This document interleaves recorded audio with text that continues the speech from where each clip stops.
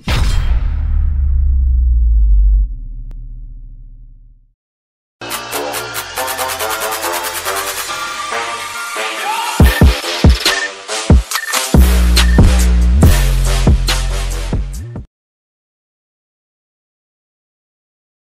वालेकुम, this is Farooq Adil. तो आज हम दोबारा जो है 7th क्लास की मैथमेटिक्स को आगे लेकर चलते हैं। तो पिछली क्लास में जो मैंने आपको पढ़ाया था वो रिलेटेड था एक्सपोनेंट्स के थ्रू, एक्सपोनेंट्स से रिलेटेड था। अच्छा, एक्सपोनेंट्स में मैंने आपको पढ़ाया था कि जो अगर 2 है यहाँ पे, तो यहाँ पे अगर पावर 3 है तो ये हमारा कहलाता है बेस। ठीक है, और ये हमारा कहलाता है एक्सपोनेंट। ठीक है, इसको हम कहते हैं एक्सपोनेंट। यहाँ फिर हम इसको क्या कहते हैं, हम इसको कहते हैं इंडेक्स। ठीक है, इसको हम इंडेक्स कहते हैं, या फिर हम इसको पावर कहते हैं। तो आप कोई भी नाम दे सकते हैं इसको। ठीक है, तो उसके बाद में आपको कुछ प्रॉपर्टीज बताई थी, जैसे कि ए इंटू बी है, सॉरी ए इंटू ए है, यहाँ पे पावर 3 है, यहाँ पे पावर 4 है। तो अगर ये दोनों के बेस सेम है तो ये ए पावर 7 हो जाएगा, सारे पावर जो है ऐड हो जाएंगे, 3 + 4 हो जाएगा। ठीक है, ये भी मैंने आपको पढ़ाया था। अच्छा, अब दूसरा जो रूल है, जो लॉ है एक्सपोनेंट का, वो ये है कि अगर यहाँ पे just like a into B है, अब ए का पावर 2 है, बी का पावर 3 है, तो हमारे पास जो आएगा वो सिंपल सॉल्व होगा। लेकिन अगर ए का पावर 2 है और बी का पावर भी 2 है, तो ये जो लॉ मैं आपको पढ़ा रहा हूँ वो ये कहता है, एक्सपोनेंट्स का लॉ है एक्सपोनेंट्स का।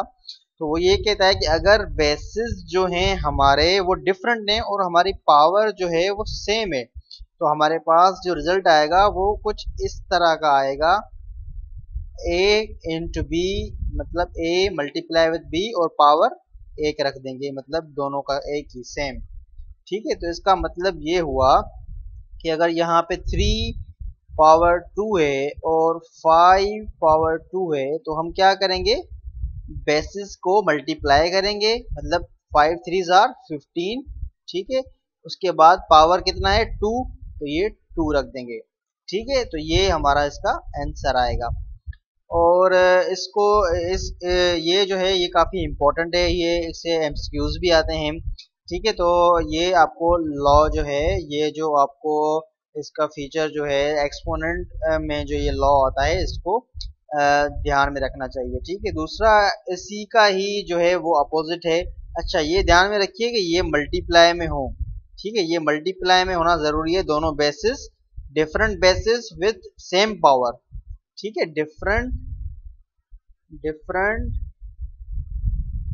Basis with same power. ठीक है, different basis with same power, तो ये इसका इस तरह से different basis with same power. तो इसका क्या आएगा, अगर मल्टीप्लाई में है डिफरेंट बेसिस सेम पावर के साथ, तो हम क्या करेंगे, बेसिस को मल्टीप्लाई करके रख देंगे और पावर कोई भी एक रख देंगे, मतलब दोनों सेम है पावर 2 और 2, तो एक रख देंगे 2 यहाँ पे। ठीक है, अगर इसी तरह से ही ये डिवाइड में है, तो 3 पावर 5 डिवाइडेड बाय 2 पावर 5। अच्छा, बेसिस इसमें भी डिफरेंट है लेकिन पावर सेम है, तो हम इसको क्या करेंगे, 3/5 पावर 5 इस तरह से रख देंगे। ठीक है, तो ये हमारा इस तरह से हो जाता है। तो ये भी जो है एक इम्पोर्टेंट जो है वो लॉ था। उसके बाद एक और हमारा जो आता है लॉ ऑफ पावर, ये काफ़ी इम्पोर्टेंट है, ये लॉ ऑफ पावर ठीक है, लॉ ऑफ पावर, ये जो है ना काफ़ी इम्पोर्टेंट है, ये बहुत जगह आता है, काफ़ी इसमें कंफ्यूज भी हो जाते हैं बच्चे।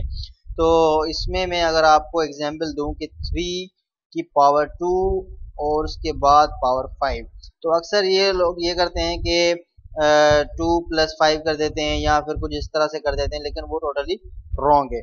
ठीक है, तो इसमें मैं आपको अगर दिखाऊं कि जो है वो 3 पावर 2 होल पावर 5। तो इसको कैसे करते हैं, लॉ ऑफ पावर में ये पावर जो है आपस में मल्टीप्लाई हो जाते हैं। तो 3 पावर क्या हो जाएगा, 5 2s are 10। तो ये हो जाएगा हमारे पास 3 पावर 10 हमारा ये आंसर आएगा। तो इसका क्या आंसर आएगा, 3 को 10 दफा हम 10 मतलब यहाँ तक 10 आ जाएंगे, अप टू 10 तक ये हम मल्टीप्लाई करते रहेंगे 3 को 3 से। ठीक है, इसी तरह से ये 2 की पावर 5 है, उसके ऊपर 6 है, तो ये क्या आ जाएगा, 2 पावर 6 5 आर 30, ये 30 आ जाएगा यहाँ पे, 2 पावर 30। तो लॉ ऑफ पावर में क्या होता है, मल्टीप्लाई होता है। ये हमेशा याद रखिएगा कि लॉ ऑफ पावर में मतलब ये एक पावर है इसके ऊपर और इसके ऊपर और पावर है, तो ये पावर आपस में मल्टीप्लाई होंगे। ये इस तरह से नहीं होगा, ये 3 पावर 2 होल 5 है, तो इसका मतलब ये नहीं है कि 3 2s are 6 के पावर 5। कुछ बच्चे इस तरह भी करते हैं, वो टोटली रॉन्ग है। आपको पावर्स आपस में मल्टीप्लाई करने हैं, जैसे कि 3 है, इसके पावर 2 है, उसके पावर 5 है ऊपर, तो ये लॉ ऑफ पावर मतलब 5 भी पावर है, 2 भी पावर है 3 के ऊपर, तो बेस को सेम ही रखेंगे और पावर्स को आपस में मल्टीप्लाई कर देंगे। तो 5 2s are 10 हमारे पास, ये हमारे पास आंसर आ जाएगा इस तरह से। ठीक है, और आगे जो है वो हमारा एक और चैप्टर है। अच्छा, एक्सपोनेंट्स का चैप्टर जो है वो यहीं तक था, तो आप जो है वो सारे कर सकते हैं। अच्छा, पावर अगर इवन हो, यहाँ पे देखें कि अगर पावर जो है वो हमारा अगर 5 पावर 10 है तो ये पॉजिटिव ही है, ठीक है, लेकिन अगर -5 पावर 10 है तो हमारे पास आंसर प्लस में आएगा या फिर माइनस में आएगा। ये आंसर हमारा प्लस में आएगा, मतलब इसको हम इस तरह भी लिख सकते हैं +5 पावर 10। क्यों, क्योंकि अगर पावर इवन नंबर है तो हमारा जो ये माइनस है वो हमारा खत्म हो जाएगा। हाँ, अगर माइनस यहाँ पे है बाहर, ब्रैकेट के बाहर माइनस है, तो वो हमारा पावर से खत्म नहीं होगा। मतलब जैसे कि अगर -5 की पावर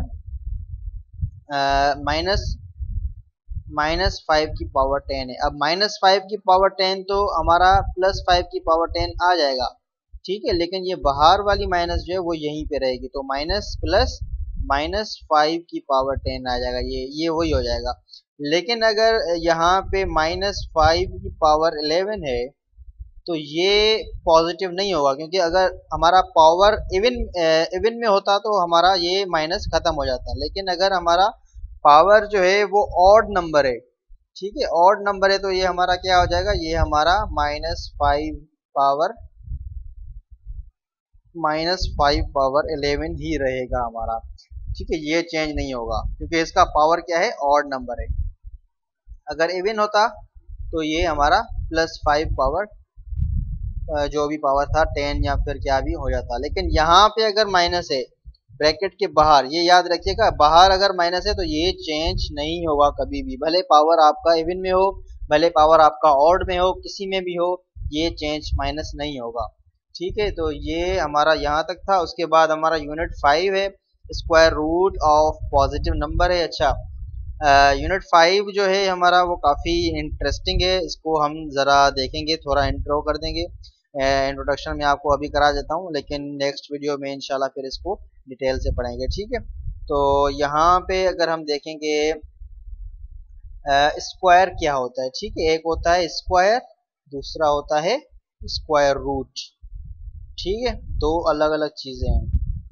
स्क्वायर जैसे 1 का स्क्वायर है, स्क्वायर का मतलब है पावर 2, ठीक है, मतलब बेस के ऊपर कोई भी बेस हो, स्क्वायर का मतलब है किसी भी नंबर का स्क्वायर लेना है तो उस नंबर को बेस बना के उसके ऊपर पावर 2 देनी है, ठीक है, ये होता है स्क्वायर।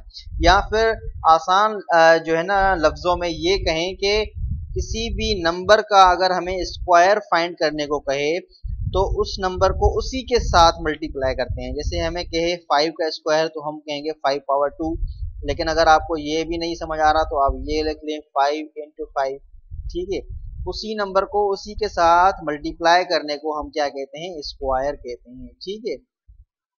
अच्छा, तो दूसरा ये था कि इंडेक्स जो है वो हमारा 2 होता है, किसमें, स्क्वायर में। स्क्वायर में हमारा बेस के ऊपर जो इंडेक्स होता है या जो एक्सपोनेंट होता है या जो पावर होता है वो हमारा 2 हो जाता है। ठीक है, तो किसी भी नंबर को अगर हम स्क्वायर करते हैं, जैसे कि 4 है, 4 का स्क्वायर होता है 16। तो अगर आपको ये समझ नहीं आ रहा तो आप 4 को 4 से ही मल्टीप्लाई करेंगे तो हमारे पास स्क्वायर आ जाएगा, तो ये हो जाएगा 16। ठीक है, अब दूसरा हमारा क्या है, स्क्वायर रूट। ये हमारा है स्क्वायर रूट। स्क्वायर रूट क्या है कि किसी भी नंबर को उसके हाफ पावर के साथ मल्टीप्लाई करते हैं। इंडेक्स जो है वो हमारा क्या हो जाता है, हाफ हो जाता है। पहले क्या हो रहा था स्क्वायर में 2, अब स्क्वायर रूट में क्या हो रहा है, हाफ हो रहा है। ठीक है, इसको सॉल्व करते हैं इस तरह से कि कुछ परफेक्ट स्क्वायर्स होते हैं। परफेक्ट स्क्वायर्स का मतलब है जिनका ऑलरेडी स्क्वायर हो। जैसे कि 16 है, ये 16 किसका परफेक्ट स्क्वायर है, ये 4 का परफेक्ट स्क्वायर है। क्यों? क्योंकि अगर 16 को हम जो है वो पावर हाफ कर देते हैं और इसको सॉल्व करते हैं तो 16 का मतलब क्या है, 4 पावर 2 लिख सकते हैं। अब ये आ गया इसके ऊपर 1/2, ये स्क्वायर रूट आ गया। ठीक है, ये स्क्वायर रूट का पावर है। स्क्वायर रूट का मैंने पावर आपको बताया कि हाफ होता है। तो ये अगर 16 को मैं लिखूं 4 स्क्वायर लिख सकता हूँ। ठीक है, लिख सकता हूँ क्योंकि 16 जो है वो 4 इंटू 4 होता है या फिर 4 की पावर 2 होती है। ठीक है, तो अगर 16 4 स्क्वायर है और उसका मैं स्क्वायर रूट ले रहा हूँ तो 1/2 ये आ जाएगा इसके पावर। अब लॉ ऑफ पावर के जो है ना तहत इसको सॉल्व करेंगे तो ये इस तरह आएगा 4 की पावर 2 इंटू 1/2।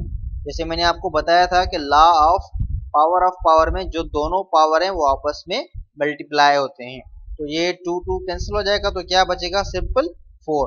तो ये एक परफेक्ट स्क्वायर है। 16 जो है 4 का परफेक्ट स्क्वायर है, मतलब परफेक्ट स्क्वायर है क्योंकि इसको जब स्क्वायर रूट करते हैं तो हमारे पास एक डिजिट आता है, ना कि डेसिमल्स में आता है, कोई पॉइंट्स में आंसर आता है, किसी में नहीं आता, सिंपल एक डिजिट आता है। तो ये हमारा परफेक्ट स्क्वायर होता है। ठीक है, तो ये हमारा 4 जो है वो हमारा परफेक्ट स्क्वायर है। ठीक है, 4 भी और 16 का परफेक्ट स्क्वायर है 4। ठीक है, 16 का जो परफेक्ट स्क्वायर निकलेगा वो 4 निकलेगा। तो ये जो है पूरा स्क्वायर रूट ये इस तरह से ये आपको आई होप समझ आ गया होगा। अगर कोई भी कंफ्यूजन है तो आप जो है वो मेरे यूट्यूब चैनल पे लेट्स लर्न विद फारूक पे आप जो है वो क्वेश्चन कर सकते हैं और इसी तरह से मैं आपको बाकी भी जो है वो चैप्टर करवाऊंगा इंशाल्लाह। तो आज के लिए इतना ही। थैंक यू, अल्लाह हाफिज़। मेरे चैनल को ज़रूर सब्सक्राइब कीजिएगा। Thank you so much.